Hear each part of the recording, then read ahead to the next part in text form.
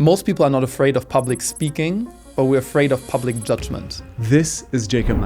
He has coached the 2025 World Champion of Public Speaking, has reached millions with his videos online, and is now revolutionizing the way that you speak in public. The people who are nervous, they focus on all the things that go wrong, whereas the people who are confident, they know that no matter what happens, they find a way. In this video, you'll uncover his #1 tip to become a confident speaker, his 3 golden rules for public speaking, and the 1 exercise that will help you improve as a speaker the fastest.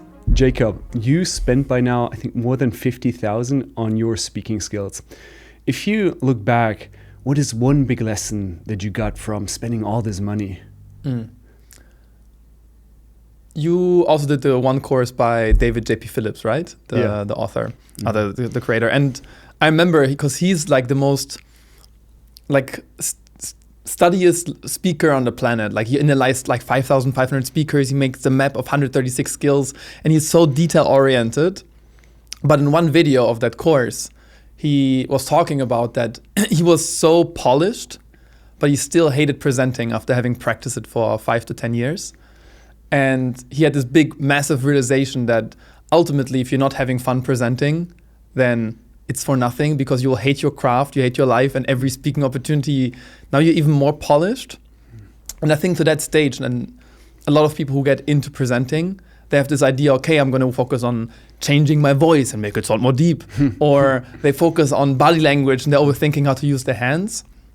And for me, there was this big shift moment. I was thinking that, no, I first should focus on my confidence or how I feel while presenting. And then I kind of stopped all the courses and the books and the trainings that were super focused on delivery. And instead, I focused on how can I feel better while presenting. And I had more courses and things in that direction. And I think it really helped me to first have this foundation of confidence, of peace, of like knowing how to cool myself down and how to have fun presenting. And only now I'm in a stage after, like you said, 50,000 of courses that I really say, okay, I feel great, I love it, I have fun. Now, how can I go to a level where I can be a bit more polished? How can I work on my voice and my delivery? But I think if you don't have the foundation set, then you're actually working against yourself rather than for yourself. Yeah, so true. I love that you work on the foundation. If you think of what has actually then helped you build this foundation, because confidence is still such a broad topic. Like, how did you then get that feeling where I'm like, hey, I'm just here to have fun. Like, I'm enjoying this.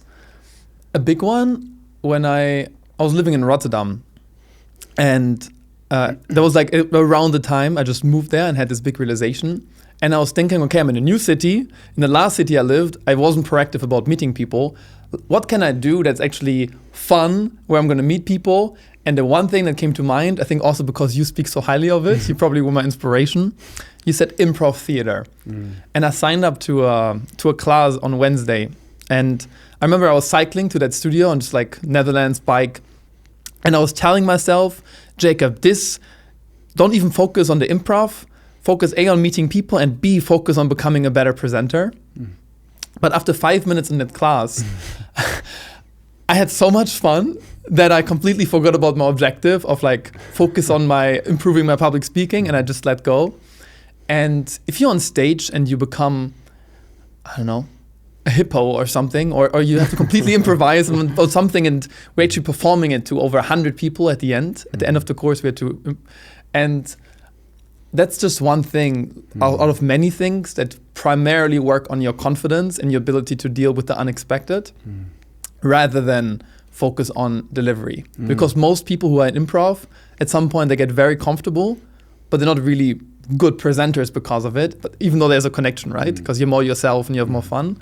But I think that was one big thing that you inspired me to. And why did it help you so much, like improv? We were recording a course with Verity Price, who was the world champion of public speaking 2021. And she said that most people are not afraid of public speaking, but we're afraid of public judgment. And when I heard it, it's so true, because the main time I'm scared is not that, like, I'm standing in front of 300 people and I don't say something that lands and I'm being judged. And I think when you get into improv and you stand on stage and you become a cowboy or something and the audience is just laughing and having a good time, you're doing the things that normally are like the most extreme thing where people are probably going to judge you because you're being super silly or dramatic, or you're not even, I wasn't that great at improv because I just got started in it. But somehow I realized that the audience actually has your back and they want you to perform well and they want you to succeed.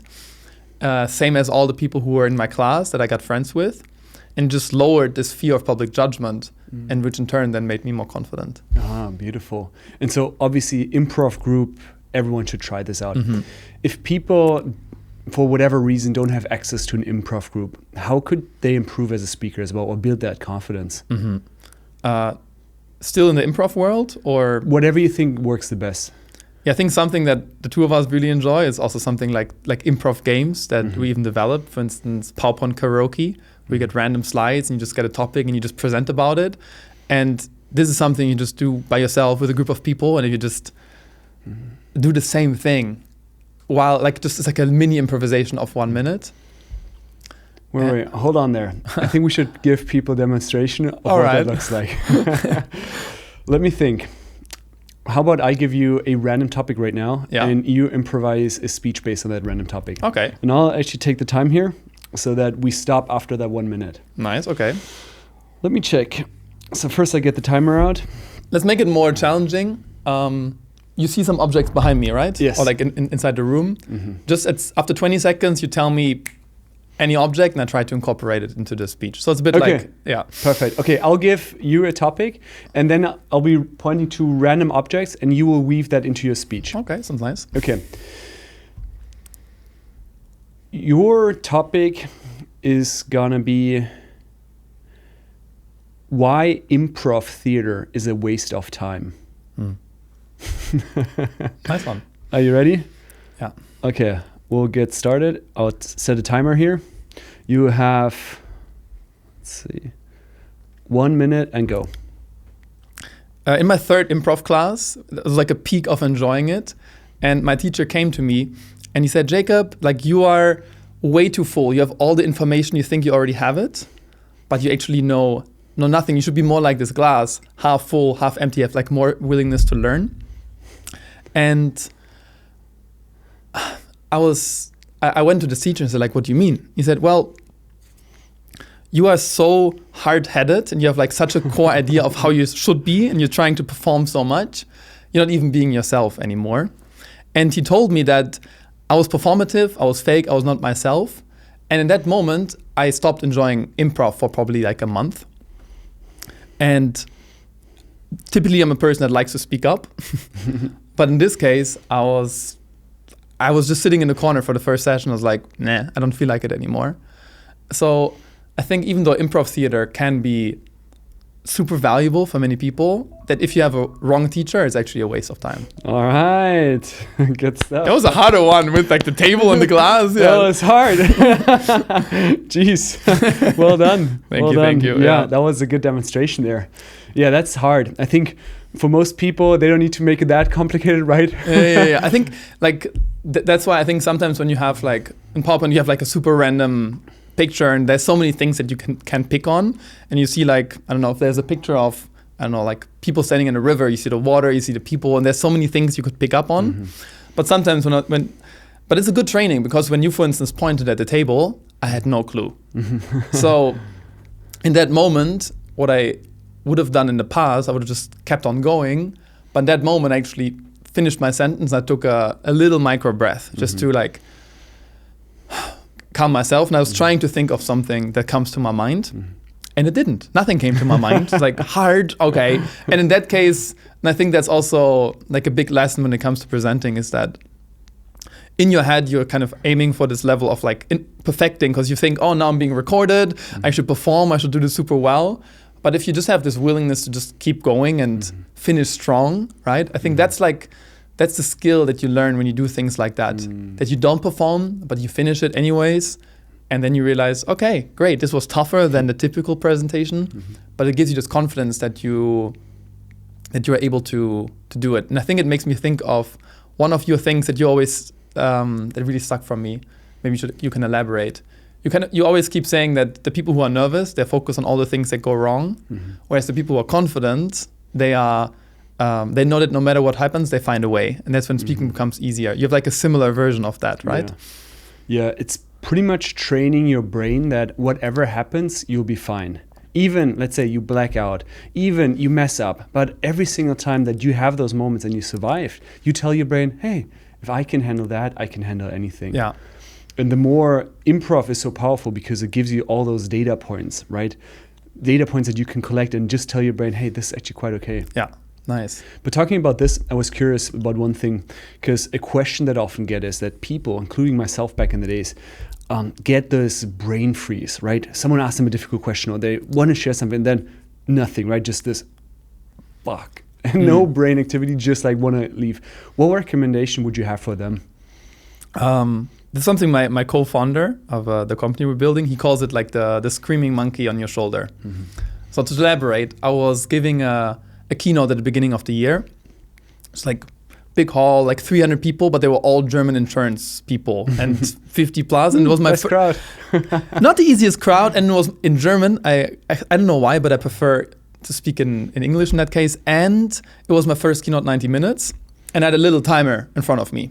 So I was on that stage. There was like a big table behind me, so I couldn't even move that well. And I started presenting. And then I looked down, and the timer was black. There was no time running. And that's like the moment when I was mentally freezing, because I was thinking, okay, I learned to never call out the time is not working because it bursts a bubble for the audience. But I need to know the time because otherwise I have no clue how long it's going. And to bring it back to the screaming monkey, it's like having like a little monkey, on my case, a big monkey on the shoulder, and it's like, I don't know what to do. It's like brain freeze. Well, there's two things you can do with such a monkey. Maybe there's more. The one is you can call it out. You say, oh, this is broken. But a better way is to give the monkey away, to give it to your audience. So what I did in that moment, I was thinking, okay, what can I do? What can I do? I was presenting about storytelling. I said, okay, I just followed my gut. The first thing I saw was that everybody has like a little piece of paper in front of them and a pen that was given by the organizer. And I said, okay, I want you to take this piece of paper and write down 3 stories from your life that you are able to use the techniques we're going to learn soon to make it more practical. And I told them that, I repeated it, and they then had 3 minutes to kind of find a couple of stories. And that moment, I gave away the monkey. Now the audience was focused on themselves. I went to the organizer and said, hey, the thing is broken. He said, okay, I'm going to fix it. And he came back and he fixed it. And I was able to continue going. And not a single person knows to this day than me and the organizer. And it would have not been the biggest deal, but I think it just makes those tiny bit of difference. And for instance, what I could have done when you pointed at the table, I had no clue. Screaming monkey, I could just ask you. It's like, okay, Philipp, I want to put the ball to you in this case. What do you think has a table to do with why improv is actually a bad thing? And now you have the pressure. You're like, oh, I don't know. You have the screaming monkey. But you can always give it away by asking a question, by giving a task, by, if I organize a workshop, I just let people write down stuff. Or you can even give a break in that case if it's like a good time anyways. There's so many things you can do that just give you a way out. Yeah. Can we go a little bit deeper in that? Because I remember this Philipp, young, first job, investment banking. I was terrible at it. I hated it. I felt super insecure. Yeah. Sitting in this meeting room, someone asked me a question, and I have no idea, right? This entire brain just shuts off. Yeah. There is no opportunity to give them a task or so. They just ask me a question, and I have no freaking idea because nothing is processing there because all my processing power goes towards escaping that situation. Yeah. What can I do? What do you do in a similar situation in a workshop when you don't have the perfect answer? Admit it. Or sometimes you just say, what do you think, right? Like you kind of ask the crowd. I just did it. You asked me a question. I asked you a question back. I just passed the monkey. I think many times, like especially when we are in moments that we are in high stakes situations, the people that ask us a question, many times they have an opinion anyways.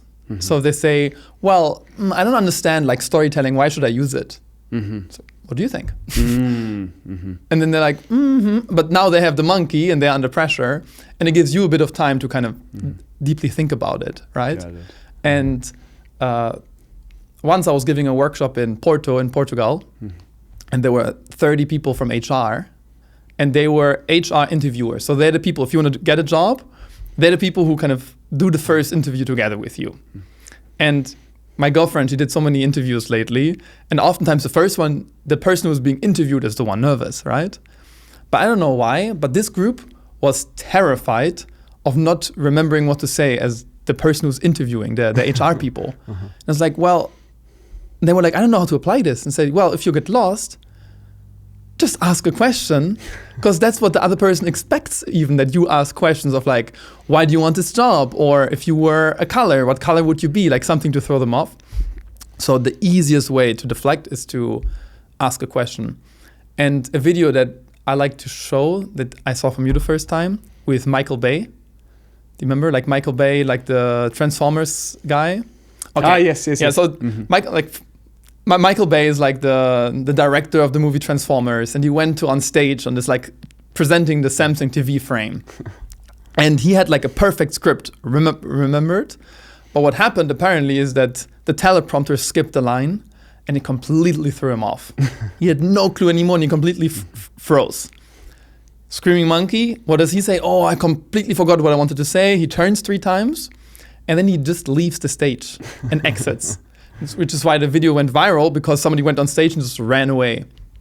At the same time, next to him, there was always a guy who kept asking him questions like, hey, Michael, what do you think this has to do with the TV? What has this to do? How can this change the movie experience? Easiest thing is just say, what do you think? You can just ask back a question, say, what do you think? What's your opinion about this? And in that moment, then you have the space to take a couple of breaths, because most likely you just stop breathing because you're so under pressure, right? And then, yeah, sometimes when I'm under pressure, you taught me like the physiological sigh. How is that working? You kind of, when you're crying, what you do at the end many times is like this. So you breathe in, out. And it's apparently, according to Andrew Huberman, the fastest way to calm your nervous system. So when you're super nervous, you just breathe in, and then so you breathe in once. Sometimes I breathe in like like when nobody's next to me. But it's just one way that you can calm your nervous system. So especially when you give away the monkey, then you have the space to breathe. You can think about it, and very worst case, you can always remember that people don't know your script. And a story that elaborates this, we were recording a course with a Hollywood actor. And his very first scene that he was recording, he had to memorize a poem, word to word, which was filmed in this movie. And his grandfather was the actor of Dumbledore, you know? So super cool. Like, I love Harry Potter, Dumbledore, amazing. But like, imagine your first set, like, he was looking up as a kid already. You're looking up to Dumbledore. You know this, like, this guy. And he had to recite an entire poem, word for word. And I'm not going to dive too deep into the story, but he messed it up 3 or 4 times, because memorizing a full poem is super complicated, especially if it's your first movie. There's 300 people in the crowd that he had to present them to in this movie. And then there's 8 cameras screaming to you. And in the end, like, the guy of Dumbledore helped him. He kind of made a joke, and he eased his mind, and he was able to present it well. But what he told in this online course that we recorded with this Hollywood actor was that, look, when I was a Hollywood actor, I had to memorize my lines. And everybody knows the lines in the audience. But when you are presenting, nobody has, either you don't have a script, but there's not a single situation in your life when the audience has a script as well. They don't know. They don't know what you're going to say. They don't know the script. So even if Michael Bay or me on stage just skip what I wanted to say, nobody will know about me. I think it's one of the most foundational skills that are things that when you're confident, you know, if I forget something, nobody will know. But until you have this realization, speaking is very scary, because you're always afraid, what if I forget the thing I wanted to say that only you know anyways. Yeah. So true. On this one, we were talking about rehearsing. Yeah. What's your recommendation? Because I know when I was younger, I rehearsed every single word for word. Yeah. So I pretty much wrote down everything and then rehearsed it. What is your recommended way to rehearse for a presentation or a speech? Yeah, I think there are like different people have different styles. I remember we had a conversation about this. I think you like to, if it's a very big talk, you like to write a script, right? Like if you have a big. Right now, only for mega big talks. Yeah. If I, for example, give a TED talk tomorrow, well, I will write down every single word for that script. And Until tomorrow on the night, you go like. And I'll make sure that I'll nail this, right? Yeah. But I think it depends. It makes me think of, there's this personality test. It's called the Gallup 5 strength test. And there's kind of, you do this super long self-assessment. It's like, when is this going to end? But then you kind of find out your 5 biggest strengths. And for me, it's like learner, positivity, and I think achiever or something like that. And it kind of argues that you should focus on your strengths. Me, I'm a person, I really enjoy improvising. I learned this when I did the improv class. Even now, this improv thing wasn't by far my best one, but I still had fun doing it. I even asked my parents this morning, it's like, hey, give me 2 random words. Maybe I find a way to integrate them into this podcast, you know? Because those are ways I ask myself, how can I make presenting more fun? And including little stuff like that, it's just a little fun game I do for myself. Wow. So that's why, for me personally, what I like to do, I kind of draw a mind map. And I kind of know, okay, the core idea that I want to talk about is in the middle. That's like the speech bubble. Like, presenting should be more fun. And then I have 3 points I want to make. Like, I don't know, like just something that has to do with the topic. But then I kind of write down, I can share this story or this analogy. And when I have this mind map prepared, I know exactly where I am. And for me, this is enough preparation.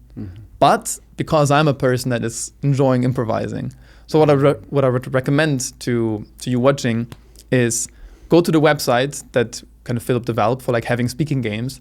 Try out 3 or 4 rounds of PowerPoint karaoke where you get random slides. And then you will see, do you have fun doing this? You're not doing it perfect, but you enjoy kind of, are you surprised about finding a connection? I think then you can be a person that is fine not scripting everything fully. But if you're a person that struggles with it, where it doesn't come natural to you, then I think it's fine. But in my opinion, especially over time, the goal should always be to be able to script less and less and less over time. Like I think we've been to Tony Robbins last year together. I don't think he fully scripts.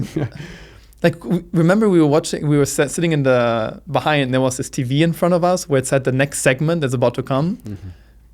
50% of the time he talked about something completely else, and I saw people freaking out. It's like, oh, where's Tony now? Like, he's at a different segment. He's doing something else now. And then he jumps back. Yeah. Even like I heard once, I don't know if it's Barack Obama or Bill Clinton, which is where it's like, as a politician, it's even more important to have a script than in our craft, I would say, right? Because it's recorded and then taken in like different segments and put into like in the wrong context. But even like either one of them, they had like a script with a teleprompter and they're presenting, and then the Bill Clinton or Barack Obama then kind of went off tangent and told something improvised for 3 minutes. The teleprompter was stopping, and then he went back to the teleprompter and he kept going. So I think you can even be prepared and allow yourself to come up with something on the spot, because that's like sometimes more magic happens. And I think one of the coolest things anyways is something I would call like the speaker callback. What's that? When you're giving a presentation and you're calling back the previous presentation, or when you're calling back how you were driving to this specific event or how you're preparing for this specific event, it just gives the audience the feeling, if you ever see it, it's like, oh, wow, he doesn't have a script. He's doing this for us and he pays attention, you know? Yeah. And if you are fully scripted and you don't allow yourself to break off from it, you lose some magic. True. Yeah. This reminds me, actually, yesterday I saw a video of the Microsoft CEO, Satya Nadella, giving a keynote, and the way that he started, very conversational as well. And he was just sharing a story, but he was like, yeah, this morning I was reflecting how many years we've been doing that. And immediately, just by saying, hey, this morning I was reflecting, it already puts a, oh, wow, this guy's just having a conversation with us. There you go, yeah. And you can still prepare that, obviously. Maybe, we don't know whether. We don't know, yeah. But just by stating, hey, just yesterday I thought, or this morning I was reflecting, it immediately feels more conversational. Yes. which I'm actually curious about, because you know that one of my big goals is to speak more conversational. What tip would you have for someone that is speaking maybe a little bit more stuck up, right? Or that is stuck in this performer mode? Mm-hmm. What mindset did you think was behind you speaking more performative? That this is somehow how I land better with a crowd. Yeah. That the current version, the, let's say, a little bit lower energy, normal Philipp version is not as likable maybe than as the stage version. I also analyze a lot of presenters, and I think especially because a bit of context about me, I was the second youngest trainer to ever become a Dale Carnegie trainer, at least in Germany. So Dale Carnegie wrote the book How to Win Friends and Influence People. There's 2,700 trainers around the world. And the company started 100 years ago in America with presentation skills. Mm-hmm. And I think you can imagine 100 years ago in America how people were presenting, super performative, right? Hello, I'm Jakob, and today I'm going to tell you the secret. So it's very performative, probably more than this. And it was so interesting to observe how trainers who were older still had this, more no, you should present like this and you should never move. You should always stand still and present like this. Whereas nowadays you could see, if you look at the presenters that popped up in TED Talks 10, 15 years ago, like Brené Brown or Simon Sinek or etc., they are a lot more conversational in general and kind of share stories, right? Mm-hmm. You can hear they're not presenting that different. And even in Toastmasters, for you that don't know, it's this public speaking club where you meet. Yes, I think it's cool that you practice with the community, but it's super performative. Mm-hmm. And even they now, the current world champion, Sabi, which both of us know, he presents a little bit more conversational, or way more conversational than they used to do 30, 50 years ago. Mm-hmm. So I think it's also just this current era that it actually is better to present more conversational. Mm-hmm. So maybe that's a tip, because bringing it back to what I said earlier, that you're not afraid of public speaking, but afraid of public judgment. Mm-hmm. My guess is that you thinking that if you present more like yourself, less energy, less loud, then people will judge you as boring or not worth paying attention to. And you don't want to be judged, and you want to be good, and you want to perform. And then you think the best way is to make it more performative. Mm-hmm. That would be my guess. Whereas I would even argue, if you want to come across well, the current era seems more a lot more conversational. Mm-hmm. Yeah, I guess if you look at all the trends on social media right now, which is all about yapping. Yeah. You see that what is trending right now, it is much more just speak as you normally do. Mm-hmm. And zero this very big stage performative thing. Yeah, I think there's a lot of people that you just had the way you presented for a second, it really reminded me of 5 different influencers that I kind of picked right now. So yeah, it's the current era. But I don't know, I just prefer that if you get to know me one-to-one, that you see, it's me maybe a little bit more energetic, just because there's a bit more adrenaline and excitement because there's cameras and I want to say things clearly and I want to make this valuable, of course. So there's a bit more adrenaline. So maybe there's a bit of a difference in how I present, right? Mm. But I personally prefer it that if I see somebody on stage that they're the same when I speak to them one-to-one, I think I would lose more admiration if somebody's super extroverted, loud, charismatic on stage, and then I meet them and they're like, hello, I always prefer having, being similar in different scenarios. Mm-hmm. Yeah. But again, that comes back to your style, I think. True. And I can confirm, right, the way that you show up right now and the way you show up on stage and outside of stage, it is very similar. I see very little difference. I think what we both noticed there is we actually know quite a few very successful speakers that are pretty different in their personal life versus how they show up on stage, how they speak. I also, for myself, I think when I'm on stage, I show up different. But it's also making peace with that, right? Because there's not just one right formula. Right, if you can have exactly the same person everywhere, perfect, cool. But there is not just one way. Exactly, yeah. And so for example, I love being on stage, but then I also love being, just cuddle a little bit in my bed and just be normal, right, chill. But I think, one can tap into different energies there. Yeah. Now, you mentioned that you've worked with a bunch of world champions of public speaking. Mm-hmm. I think just the last 6 months you you recorded a course with 3 of them. Yes. Share with us, what are some of the biggest lessons that you got working with them? Okay. I'm going to share 3 lessons from 3 different world champions to make it. Do you want me to go backwards or forwards? Like the last current course or like with the first one? The last one. The last one. Okay. Last one with Mohammed Katani. So for those of you who don't know, like Toastmasters, this club, you start like by competing in the club, then against the city, then against the state, and then against the country, and 35,000 people participate, and one is crowned a world champion. Wow.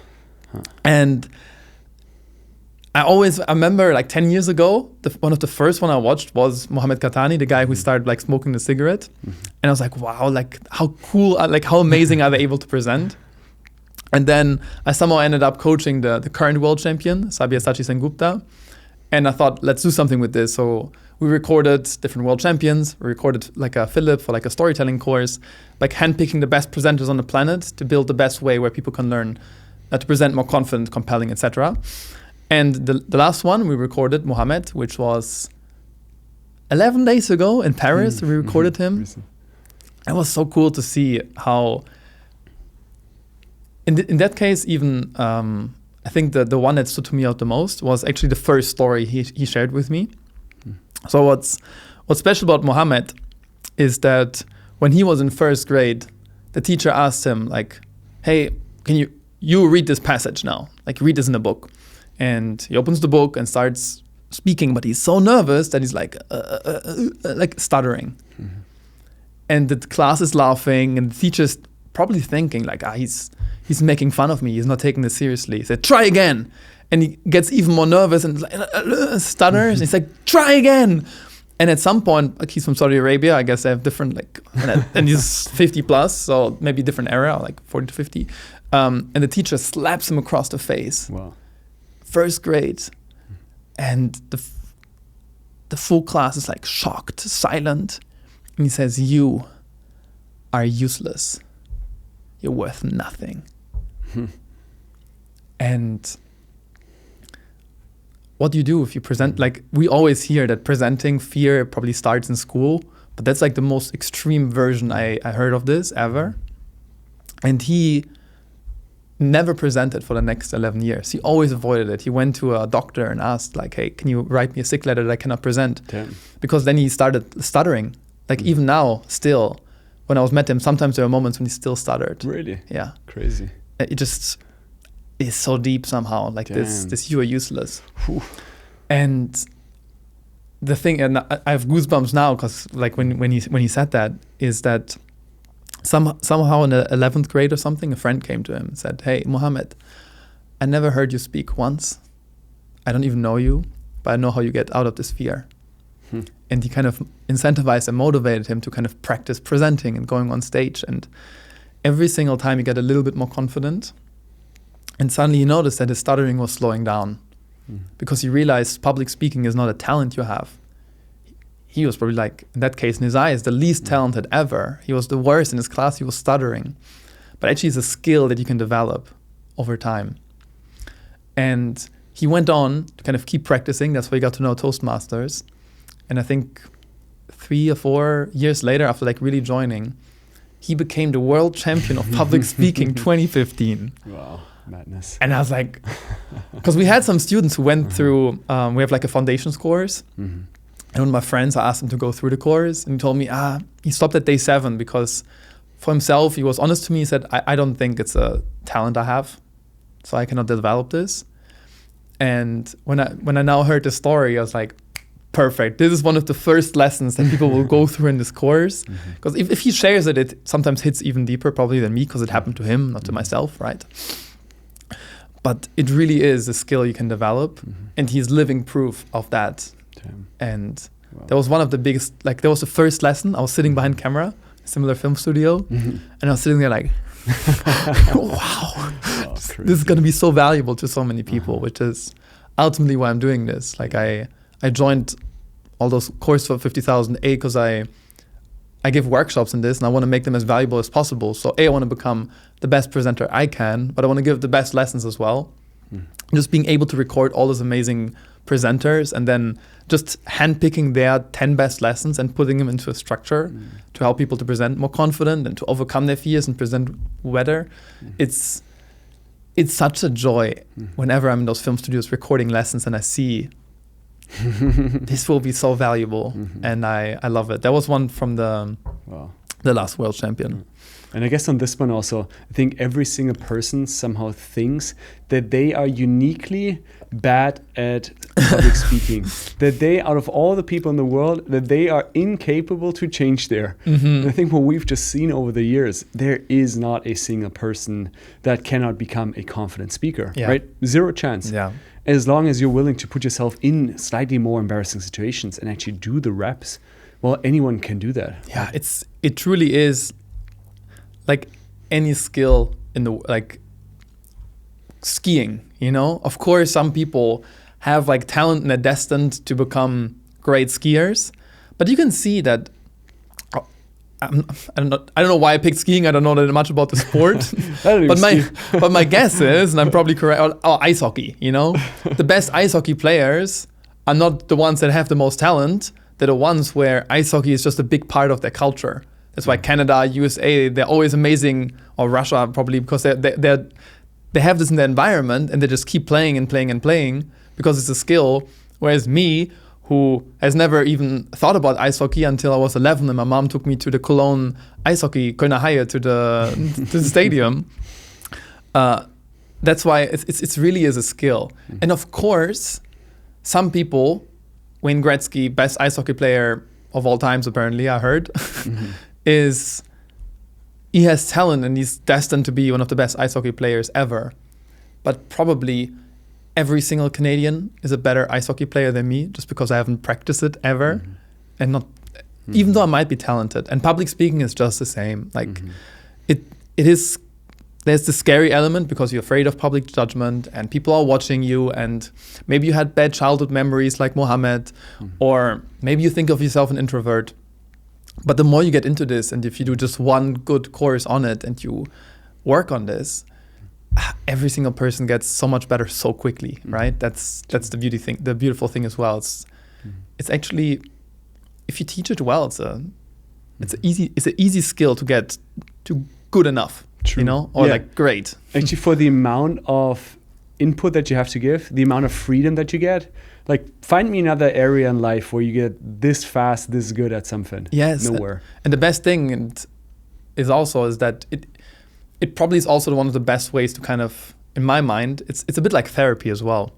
Like in my first ever training, in public speaking, I was the co-trainer, and I was sitting similar chair. I'm like in the back of the room. And the guy starts presenting, and he's like shaking, nervous, 57. And I was thinking in that moment, I don't know how we can help this guy, because I never did a public speaking training.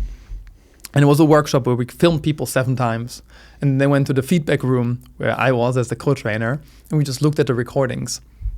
And at the end, I don't know what I said to this day, I don't know, but somehow in the second day, he just clicked, and he was standing there at the end, super confident. He came to me and said, Jakob, this is the first time in my life that I enjoyed public speaking, which probably is the starting point of why I'm doing what I'm doing. Yeah. But the thing that also stood out to me is that the way he talked to me one-to-one was so different as well. Because when you're up there and you overcome your fear of judgment, or you learn how to deal with your nerves, or whatever is blocking you, if you're able to overcome this in a big crowd of people presenting, it's a bit like therapy, that you have a blockage that just loosens, and you transform, and you're never going to be the same. And public speaking just has inherently something to it, because it's whatever you're afraid about on steroids. It's more challenging. There's more people. There's even more judgment. And then I put on like random slides, and you have to present them in some workshops, and you think, oh, but then you do it, and you realize, oh, I can do this, and then that somehow translates to so many areas. So it's a skill that's useful in probably every single profession. It is super quick, like the your return on investment of what you get, and it actually helps you transform in so many other areas of life. That's ultimately the reason why I said I want to build the best place to help people learn this. You know. You just shared the story from that first world champion. Yeah. Public speaking. What are the second lesson? Second world champion. So the second one was with Verity Price. I think I shared some, like she was the one who talked about the public judgment. World champion public speaking 2021. Good example also because she had the world championship online. It was during COVID. And if you watch her, I watched her talk, and of course she's great, but she's so performative because Toastmasters has this club has like a performative element to it. And then I got to know her, and we flew her in from South Africa to Amsterdam. I got to know her, and she was so warm and so kind. And then we said, let's do just a trial recording. And we hit record. And I was again sitting there like, wow. Really? She made typically when we recorded people, like she made a 7-minute video, flawless, perfect. Sometimes here in this podcast, you see us changing the camera, sometimes because maybe I made a mistake, or sometimes to make it engaging. When I edited the first 3 videos of Verity, they were all so good. I was changing the camera in the chorus video just so it doesn't get boring, because one camera perspective was, I could have just done one and it would have been amazing. And that's a good example again. I was so shocked of how good she actually is. But because she was more performative in her online video, I didn't know till she really delivered on that day.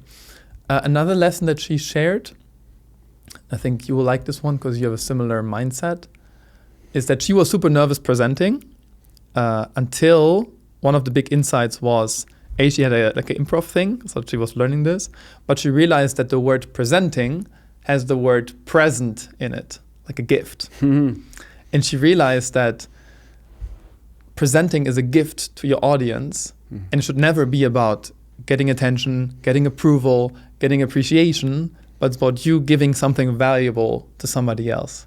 And you interviewed how many people like with something like a similar insight for your first book? I think for the first book, like 150, and for the second, like 34. Yeah. And what was like the big insight again from this one? Yeah, there was 3 out of 4 people focus on their audience. So before that, they think of how can I help those people? Yeah.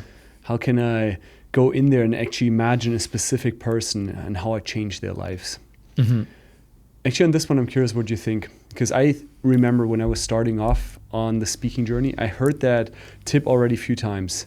But then like this insecure Philipp is like, help other people. I just want people to like me. I just want them to applaud. Yeah. Right? And so it's one of those typical advices that you hear all the time, but you're like, wait a second, is that true? I'm curious, what changed for you then? What was the moment? Because you're such a big, I don't know, like in most workshops I hear you say, focus on your audience. It's one of the best tips you give on becoming more confident. Or what was your tipping point then? I think the focus on the audience helps, but I think the thing that has helped me even more was to go into deep gratitude, because I realized like, hey, if I'm grateful for right now for this moment, then I automatically exude that energy in any podcast, in any workshop. So I think actually tapping first into like feelings of gratitude, that has helped me more go into this giving mindset. And then also the trigger point was probably back then I was talking to my first coach / spiritual guide, and she was very much like, hey, go into service of others. And then oftentimes when I go into workshop, I almost like imagine this light coming down on me where I'm just like, okay, I'm just going to help the people, and almost feel like, okay, I'm being guided here. And so it was more by trying it out over some time. And I think at the start it felt a little bit fake, but then the more I tried it, actually, the more I felt like, okay, hey, I want to help those people. And so there for me, I think it was just trying it out. But I remember at the start, I was a little bit skeptical because I thought, hey, this is one of those typical advices that we get from people who've made it, but who then said it once they have already made it. But was that now the key reasons why they've gotten there? Yeah, okay. It's like your parents giving advice and you're like, A little bit like that. Or sometimes, some people just give you the advice once they've already made it, and then it's very easy to give that. Yeah. I think, I know what you mean, like, because like I joined 18 plus workshops in like 12 months or something, like in one period, just to give better advice. And there were some people that were such good presenters, but they were not really able to explain it. And like they gave like a tip, and I thought, that's not it. Like, that's not the reason why you're so good. So then I even became more like, I didn't even listen to them anymore. Just observing, like, what are you doing good? Maybe it's this. So I think in general, like sometimes some people are like, They just say that's the tip, right? But then there's actually something else going on. But at least for me, like this focus on giving actually is one big thing that helps me properly. Like even today, I wasn't behind the camera, like on camera for a while now. And I think there's like a reset period. Like if you're a lot of like speaking on a stage or you're a lot recorded, then you're more calm. But if you had a gap where you didn't record or speak for like a few weeks or for a few months, then for me at least, there's a moment where I first have to jump over this bit of nervousness. So actually this morning, even though I recorded hundreds of times, there was a little bit of a moment of like, you know, because I thought, I gotta perform instead of having to give. And I went inside myself and I did some sort of meditation. And then I also thought, like I had the privilege of joining so many different courses.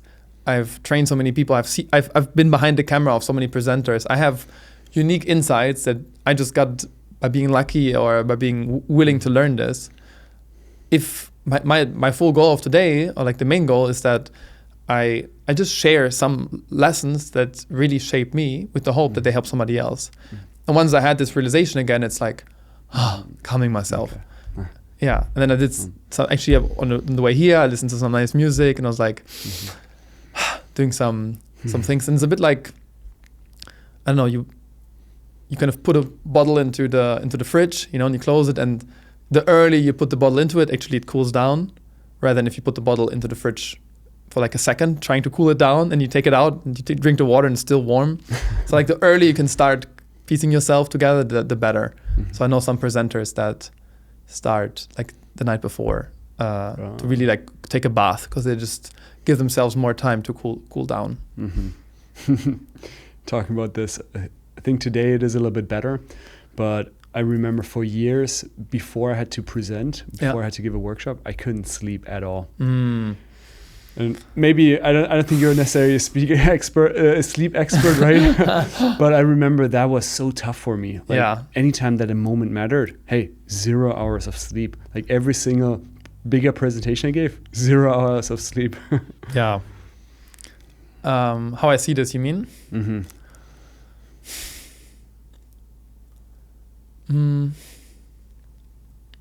I had this a bit in this longer keynote I gave in January, where really the five nights before I was like starting to get nervous.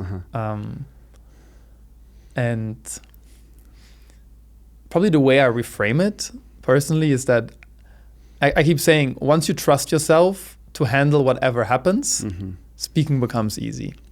So I'm even saying, if I don't sleep, it's just a challenge or a story I can tell one day.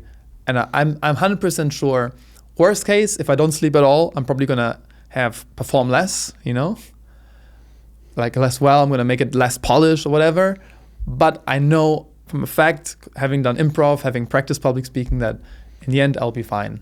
My girlfriend even keeps saying that to me, because somehow that helps me. It's like, sometimes when I'm playing tennis, I'm nervous.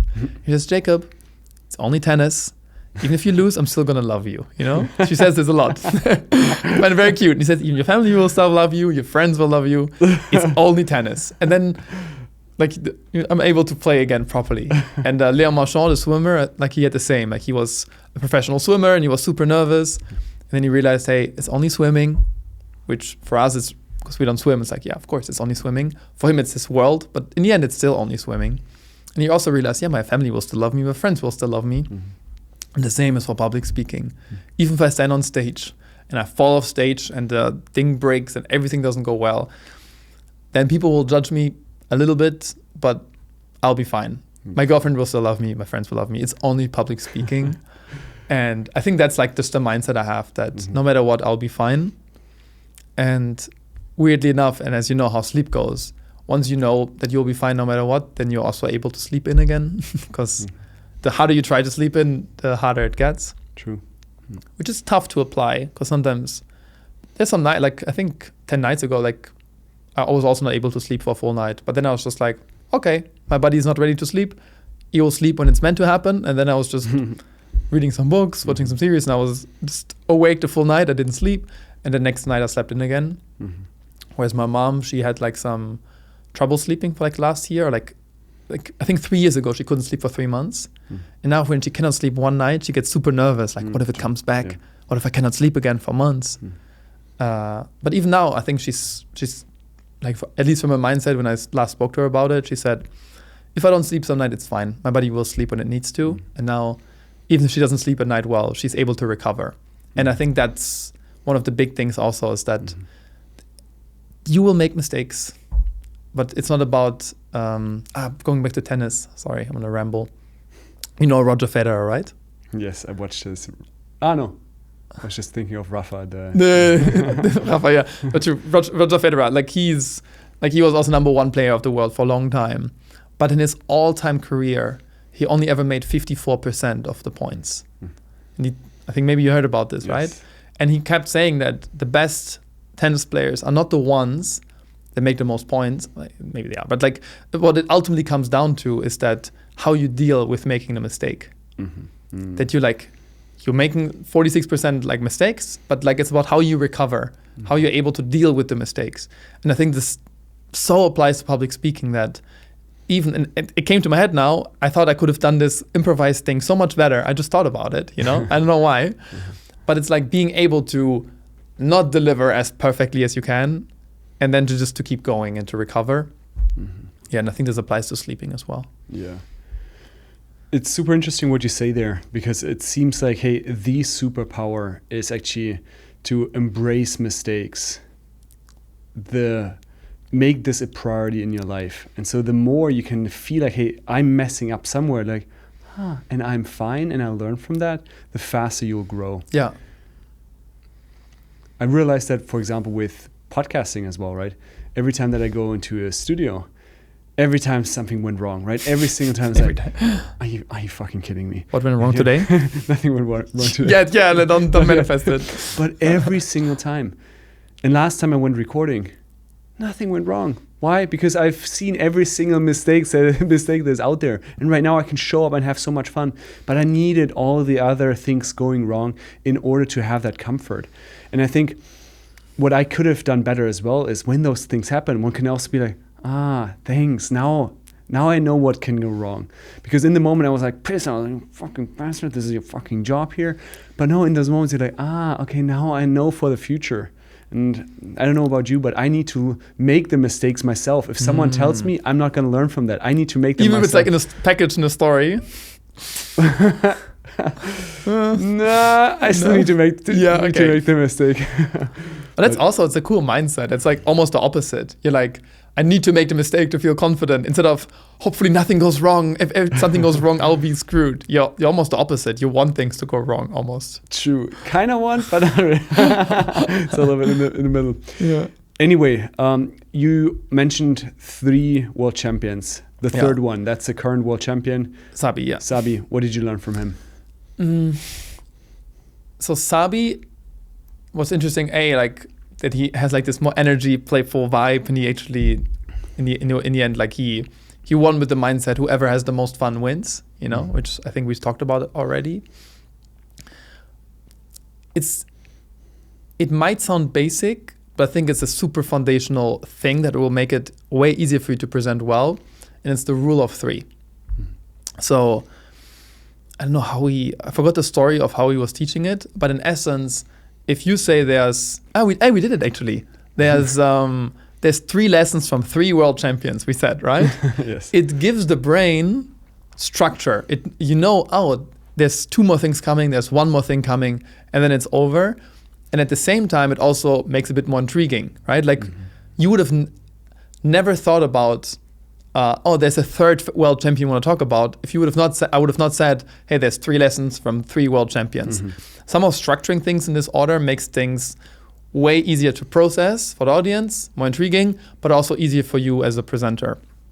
So you can apply this anywhere. Even if, when, for example, improvising, you asked me, why does improv theater suck? I said, most people love improv theater, but actually I think it sucks. And there's 3 reasons. You point at the water glass. Number 1, the first time you do it, it actually shatters your confidence, because you realize you're so much worse at this than you thought. But that's nothing compared to the second one. And then you point at the table, number 2. Like, it becomes easier for me to improvise, but it also gives the audience structure. One of the worst things is probably not a presenter that is...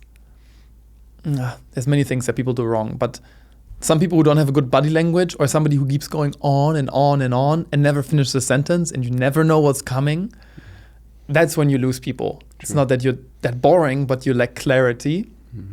And if you structure things in 3, like in the past, in the present, and the future, or there's 3 steps, or there's 3 points, or there's 3 reasons, or there's so many 3s, it just makes it easier. Now, what many people ask me then, it's like, yeah, but what if I say there's 3 reasons, but I forget the 3rd? What would you do? You have the option to go safer and then just say 2 reasons. And then once you finish the 2 reasons, then you have an next one. You're like, but you know what? There's actually a 3rd one. That I first didn't want to share, but that one is actually the most important one. Yeah. I think that one is if you want to play safe. Yeah, that's true. If you've said 3, but you're completely blank after 2. Yeah. Then you're like, hey, there are a couple of other ones, but you know what? The 2 that I just gave you, those are the ones that matter. Actually. Yeah. Yeah. So you have a monkey moment, and you could even call it out. Say, actually, there's just 2, and it's fine. Like, I think I never had an audience that then came to me and said, "You promised me 3 reasons, but you only gave me 2." But it's true. Like, something you just said is true. Like, when I sometimes share it in a workshop, now people only, like, everything had to be 3, and it's like, no. Like, it's giving yourself and your audience structure. Even if you say there's 2 things, or like even the number 1 most important thing is this. Yes. If you say this, it of course it creates intrigue, because you're like, what's the one thing, But also, there's only one thing. Yeah. So it doesn't keep going on and on and on. Even if it's a longer point, this is it. It's not this question, what is coming. That's why some people love like an agenda, because they want to know what happens, It's not even that if you say there's lunch at 12:30, but lunch at 12, they don't even mind as much, but they kind of want to know what is coming. It just gives the brain, like, it allows the audience to be like, okay, we're going to cover 5 things today. And I know there's 5. And then if you present and then you keep reminding them, the 4th point is, then it also creates intrigue for the next point, and again, structure, and it lets the audience know where to be. And yeah, that's just... Sometimes you want inspiring things, like the Muhammad when he gets slapped, and that's cool. But sometimes also, like, just knowing certain things like that, it makes it easier to operate. It makes it easier if you create a YouTube video or you're in a podcast and somebody asks you something. You say, well, there's 3 steps for getting there. Yeah. Do you know what I just thought about is? One is that people relax when there's structure. But do you know what actually the true reason that helps there? It is actually the conviction. Because if the other person tells you, hey, there's one thing that is by far the most important thing, then you're like, damn, I don't even know what you were talking about, but I want to know what the thing is. Exactly. I trust this person when they say, hey, there are 2 mistakes that everyone does that you have to avoid. Yeah. And so actually, now thinking about it, it's not necessarily the structure that you give. Sure, that helps. But it's that conviction that the other person has, where you're like, if the other person is so convinced, then I can just sit back and I'm like, I trust this person. Yeah, that's true. And most movies have 3 acts like this. Of course, there's something to it just also makes it digestible, right? Like I heard once there was a biohacker who then said, well, I'm going to share the 34 most important things in the next 30 minutes. And then you went like rapid fire. And he said like, number 1 is red light therapy. And if you would have just picked 3 and told like stories or analogies or went deeper into them, then I think people actually, then it sticks. But sure, yeah, it creates, there's so many reasons why something like that is such a simple thing that makes such a big difference. That's why you see people on YouTube using it all the time, probably abusing it at some points, where everything is a list, But even if you look at self-help books, like the 7 Habits of Highly Effective People, or the 4 Agreements, or the 5 Love Languages, or there's so many of those, but there's a reason for it. And they also like, it still sticks around that right now in this recording, my brain thought about them somehow, right? True. Yeah, so if you write a book, you wrote 3 books. Hey, 3. Yeah. When you talk about making ideas stick, what's your favorite way to make an idea stick? Yeah, like your number one favorite, which is storytelling, probably. I think it's not my number one anymore. Oh, really? Wow. Now I got to know. Tell me. I guess one area that I'm still exploring, but where I see the immense potential of it, is just visual metaphors. And that one is a bit more, stories obviously great, right? Stories work, everyone can do that. But I recognize that visual metaphors, and that means that you bring something on stage, you bring something in front of a big group that is a certain object that is a little bit surprising. So I remember, for example, I put out a video where it was me speaking on stage with a balloon in my hand that represented the attention. And then I did a bunch of things. At the end, poof, I popped the balloon. Yeah. That video got 2.5 million views. Now, why? Because it was surprising. I feel stories, obviously, it's great. But still, today with AI, you can still get to pretty decent stories. But like to go through the effort and walk on stage with a cool visual prop, do some live demo about it, like that is the stuff that will be remembered much more, because it takes more effort, it takes more work, it takes more creativity to do that really well. And so this is something right now, I think this is a bit more advanced. Obviously, storytelling still works for 99% of the people. But I think if you truly want to stand out, like to have a crazy good visual metaphor, that's next level. What do you have in your pockets? Do you have balloons? I wish. Right now, nothing. That would be so cool if if you have and you pull out something. I think visual metaphor. I think both are great because they create an image and something that is actually worth remembering, you know? Probably like the story where you get slapped across the face, you have an image of somebody getting slapped across the face instead of just me sharing some sort of information. And having a visual metaphor is the same. I think actually for me, even if you when you talked about the balloon and you made it you didn't have the prop, actually it was an imaginary prop. How's it called? Yeah. And I still saw that balloon in your hand. Sure. So I think, of course, it's kind of cool if you bring objects on stage, but they can actually come across maybe a little bit performative and planned, right? Whereas if you pausing, you think, well, it's a bit like the balloon. I think it can even be powerful if you just create the image. Create the thing in the mind, and you did it naturally. You were holding it and you were blowing it up, you know, and you're popping it. I remember. I think something like that. Of course, that's and I love analogies too. They're so fun. And I think if you have them a bit more vivid, or you kind of describe them in a way that actually. Talking about analogies. Okay. I have a fun game for you. Okay. You looked at me with this eye, and I thought I said something silly, but I was something. Let me see. We'll do a game, and I think Jakob will crush it. I'll give you a random object, and you create as many analogies as possible about that random object. When it comes to speaking. Yes. No, just hey, for example, the table. The table. The table is like a camera because blah, blah, blah. The table is like this plant because of da, da, da. And so you come up with as many things as possible. Okay. Cool? Why is a table like a plant? Well, that's your job then. My job. That was an example. Okay, what is the object that we're going to give you? Let's see. Yours is a clock. Okay. And so I'll set the timer, this time just 30 seconds. Okay. And you just come up with as many analogies as possible, where you just combine a random object with the clock. I think I fully get it, but I'll just try and you tell me if it's wrong. How about that? Okay, yes. Go. So a clock is like a camera because they're both round-faced. Is that correct? Yes. Okay. A clock is like a Zen book because it can help you to slow down. A clock is a little bit like a thermostat because it measures things. A clock is like this room because there's things inside. A clock is like a microphone because it makes sounds or you can capture sounds. A clock is like a fancy car because it can represent status. All right, perfect. Okay. Well done. Beautiful. I love this. Why did you do this exercise with me?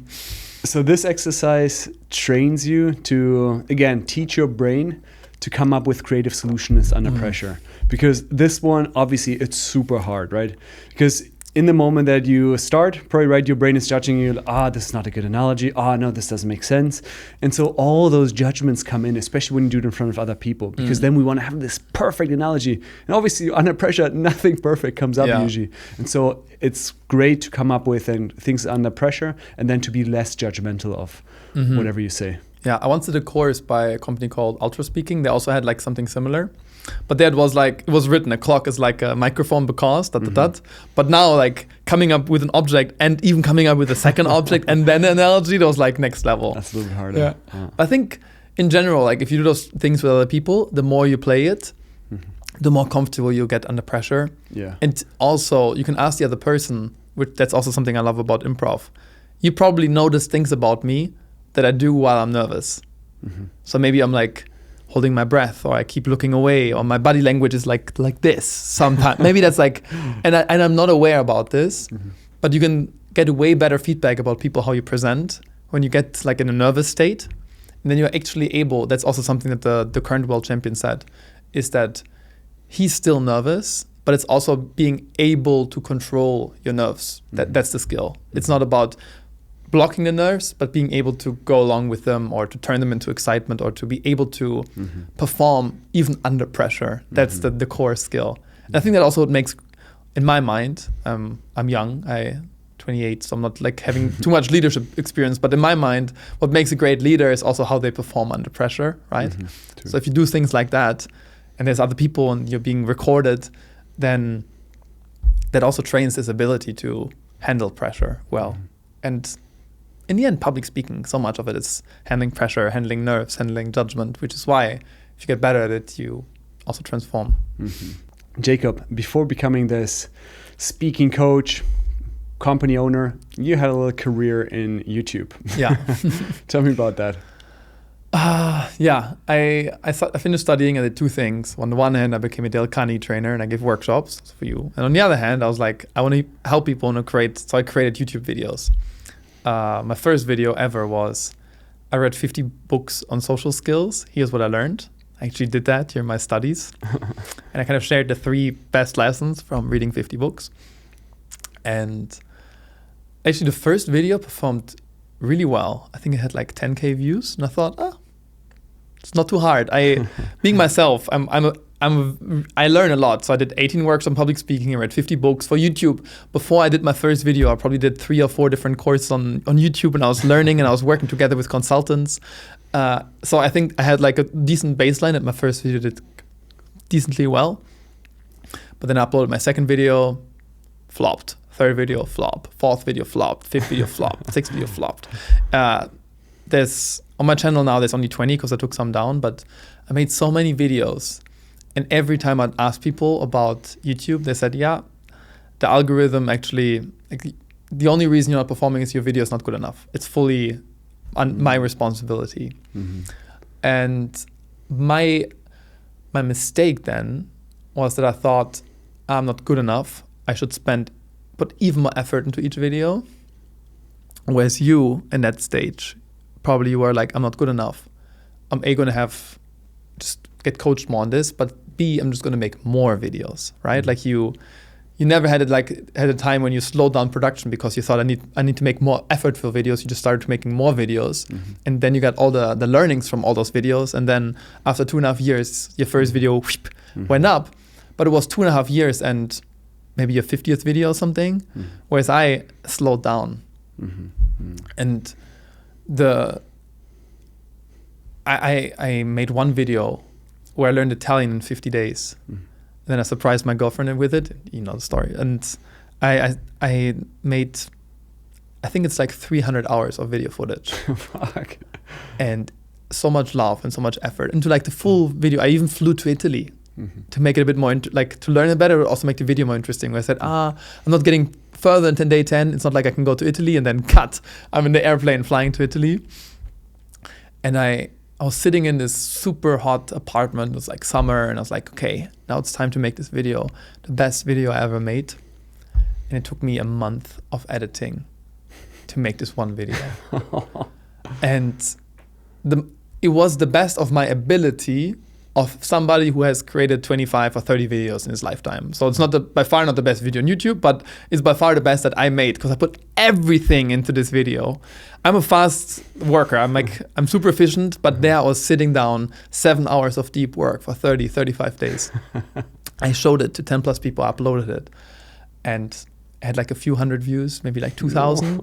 And 1,000 were from Mavi's Italian friends who kind of loved the idea and they watched the video 1,000 times. And the other 1,000 was from my family watching it all over again.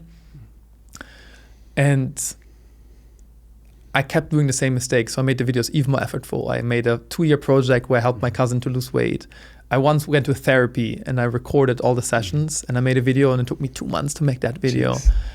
And at some point, it took me 95% of my time making videos and 5% doing workshops. And all my money came from workshops. And everybody told me how good my workshops are. And very few people told me how good my videos were, at least back then. And even in the therapy video, I talked about this. And my therapist said, you're a bit like a penguin on water. It's super difficult to get ahead. It's one of the slowest walking birds on the planet. That's you in YouTube. You're trying so hard, but you're not getting ahead. Mm-hmm. When you make workshops, it's like a penguin underwater, and it's like the fastest bird ever underwater, and it's so effortless. Mm-hmm. That was me in workshops. I was effortless in workshops, and it was super hard in YouTube. And I said, yeah, I'm gonna pause YouTube for a while. But I knew like patience pays off. So I always said, no, I'm not gonna think about it until my next birthday. So I always told myself, at least for 8 more months, I'm gonna give it my all making videos.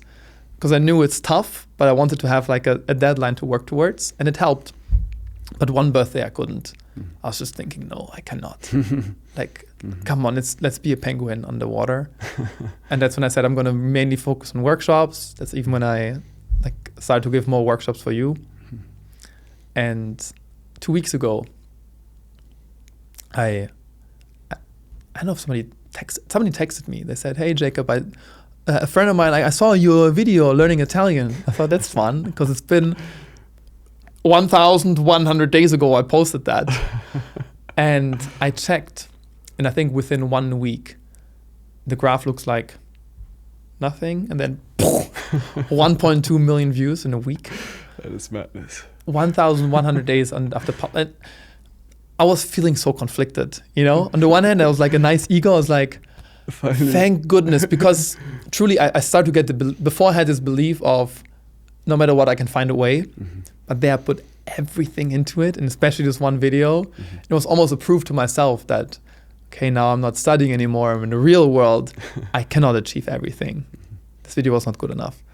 And it was kind of confirmation of like, oh yes, the video was good enough, just the algorithm needed 1,100 days to figure it out. Jeez. But on the other hand, it also kind of gave like this proud moment. On the other hand, it also gave a certain,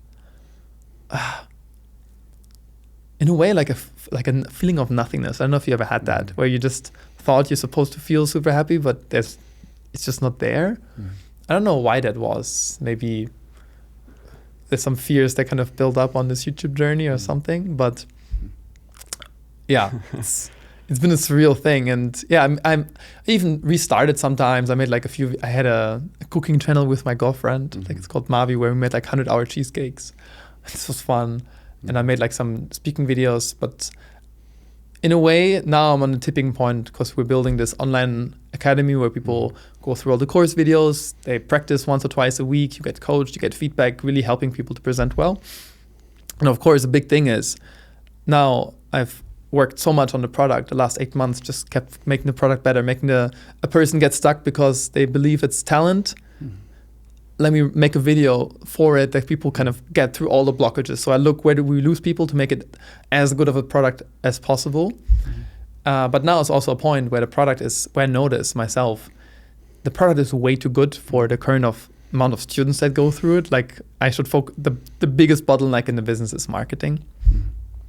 So a part of me is also actually considering to get back into the YouTube game, maybe again, but then like, is that now penguin underwater or penguin over water? Like there's those moments in life when you just don't know, right? But yeah, I am considering maybe even at least making some videos by myself or posting some of the videos of the platform. We even have, like, if you go on the website, you can get a free lesson and you can actually watch some. You do a self-assessment, and depending on your results, you get a video that is kind of customized to you a bit more. But then maybe even making some videos for that channel. I'm debating about that. But my gut feeling is, I didn't have a clear intuition of what's the right move. So yeah, let's see. Maybe depending how this video performs. Let's see. I think anyone that is seeing this right now wants to sure see more of you as well. Yeah, maybe, yeah. But yeah, anyone as well that is watching this right now, I've checked out your product. I think it's incredibly impressive because I went through the foundational course and was like, wow, I wish I had this when I was still terrified of public speaking. So well done for putting this out there, for putting in all the hours, the month to get the product right. Because I'm certain that this will pay off, then that will change the lives of hundreds of people. So no, thank you so much for joining us on this podcast. Now, final question there, where can people find you? The number one best way to find me probably is the website. It's completepresenter.com. So you would become a complete presenter. That's like where the idea came from. And on that website, you can either find a free lesson, you can find the speaking assessment, you can send us an email or send me an email. And I think that's just the best way to kind of check out what we're building. And I truly also believe that this can be so valuable for people. So we always set it up that if you just go through it and in 30 days you don't improve, we either coach you for free until you get better, or you just got all your money back. Because truly, I think if you are thinking deep down, I really want to become more confident, or I know I can be more interesting, more compelling, I just don't know how. From all the courses I went through, I really try to kind of, what we're doing is to kind of collect the best bits, and we keep evolving it over time. So it's from the depth of my heart is, it will also help you to either come to me or send an email one day and say, hey, finally I enjoy presenting, or finally I'm at the level where I want to be. And just the website is the best place. Perfect. And we'll include all the links to your socials, to the website in the links below, so anyone can check that out as well. Perfect, nice. With that, thank you so much. Thank you, Philipp.